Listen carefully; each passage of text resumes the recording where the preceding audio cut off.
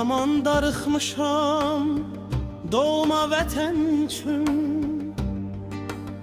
Gedim dağ dərəsi görüm qayıdım. Çıxım yal bağına, baba bağına, Mələk bulağını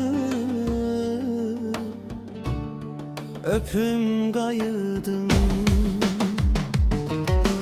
Keçim duru çaydan, Kərəm düzündən, içim bulaqlarım sərin gözündən, öpüm ağsı çayın qərib üzündən, çinarların saçın hörüm qayıdım.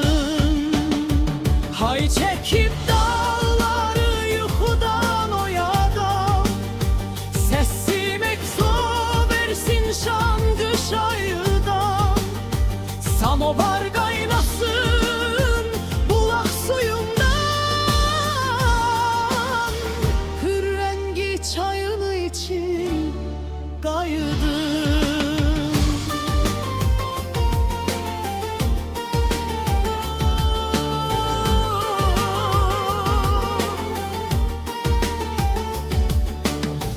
Gəzək meşələri, dağlara çıxaq, Mələk üçü yığaq, biraz pəl yığaq, Cincilim pipilək, tərə toplayaq,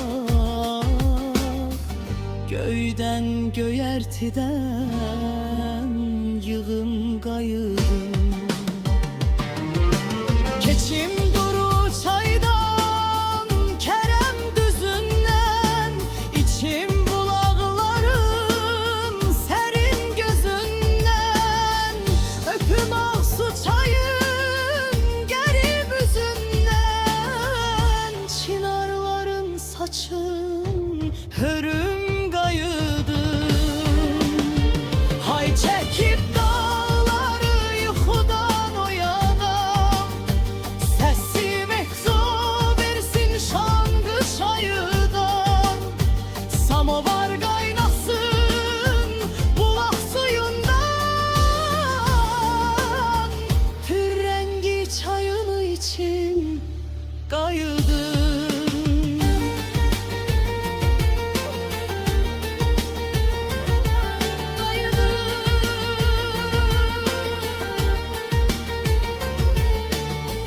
Dilmanı bağrıma sığım qayıdım.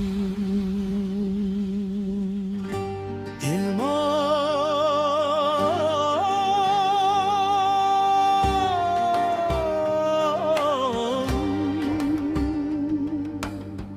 yaman